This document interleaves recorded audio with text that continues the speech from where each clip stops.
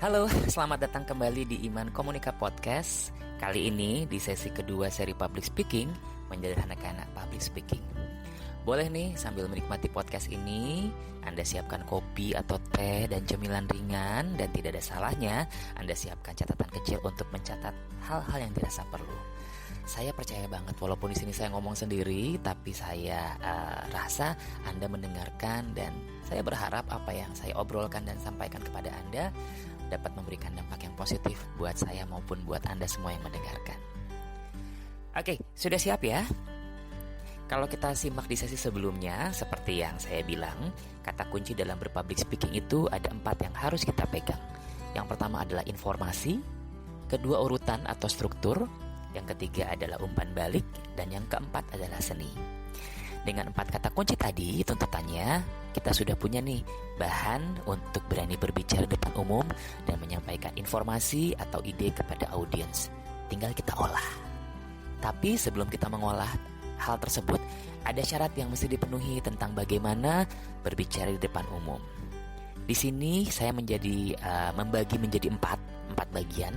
Yang pertama, syarat berbicara di depan umum itu yang jelas 1, harus bisa berbicara. Betul sekali, bisa berbicara yang merupakan anugerah dari Tuhan. Terutama untuk kita yang dianugerahi anggota badan yang lengkap termasuk mulut untuk berbicara. Yang kedua, bisa membaca. Yes, bisa membaca, tentunya kemampuan membaca ini penting untuk menyerap informasi dan menyederhanakannya. Yang ketiga, kita gabungkan ya, bisa berbicara dan membaca.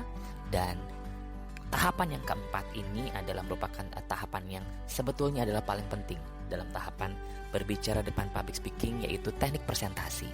Bisa menyampaikan informasi dengan teknik presentasi yang baik, benar, dan enak. Baik, benar, dan enak, itu kita garis bawahi ya. Kenapa membaca menjadi begitu penting?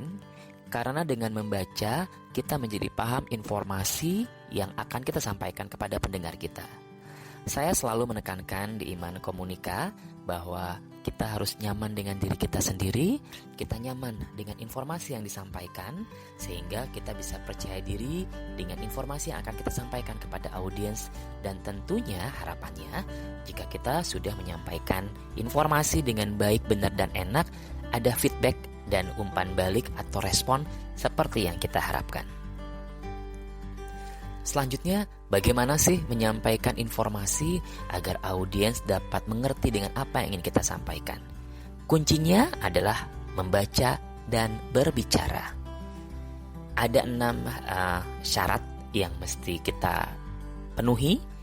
Yang pertama adalah dalam membaca, Anda harus paham huruf, angka, simbol, dan tanda baca. Yang kedua, bisa membaca dengan baik. Yang ketiga, bisa membaca dengan benar. Yang keempat, bisa membaca dengan enak. Yang kelima, bisa berbicara dan membaca dengan baik, benar, dan enak.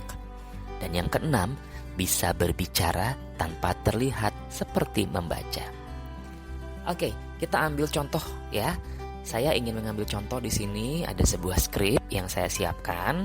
Kita ambil skrip yang cukup populer aja ya sekarang, cara membuat ayam geprek. Nah, oke, saya akan mencoba mempresentasikan kepada Anda bagaimana membuat ayam geprek melalui cara membacanya. Cara membuat ayam geprek, yang pertama kita siapkan 1 ekor ayam kampung.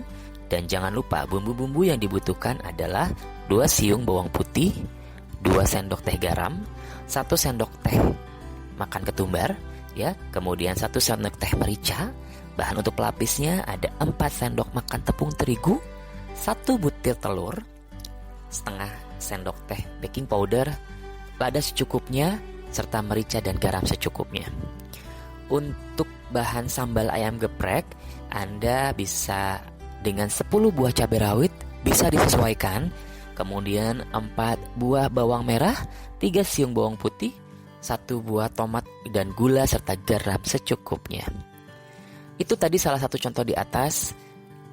Kenapa saya ambil tentang bahan makanan? Karena di situ ada angka, ada huruf dan tanda baca. Oke. Jadi seperti yang tadi kita obrolkan di atas, Anda diminta untuk dapat membaca baik, benar dan enak tanpa terasa seperti membaca. Jangan takut salah, namanya juga latihan. Saya juga kadang-kadang masih keseleo juga kok, wajar kok kalau salah. Jangan ragu untuk mengulang. Kalau bahasanya Agnes mau dikasih, seperti nyanyi di kamar mandi, gak usah takut salah. Hajar aja semuanya, nanti kita akan ketemu formatnya yang enak dan nyaman buat kita.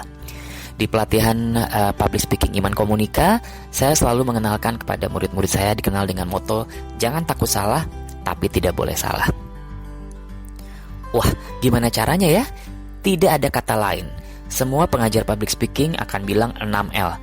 Latihan, latihan, latihan, lagi, dan ambil setiap kesempatan berbicara di depan umum.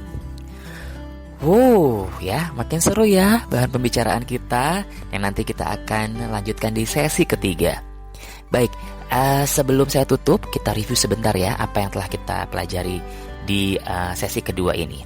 Di sesi ini ada 3 kalimat kunci yang ingin saya sampaikan, yaitu membaca baik, benar, enak tanpa terlihat seperti membaca. Yang kedua, jangan takut salah tapi tidak boleh salah.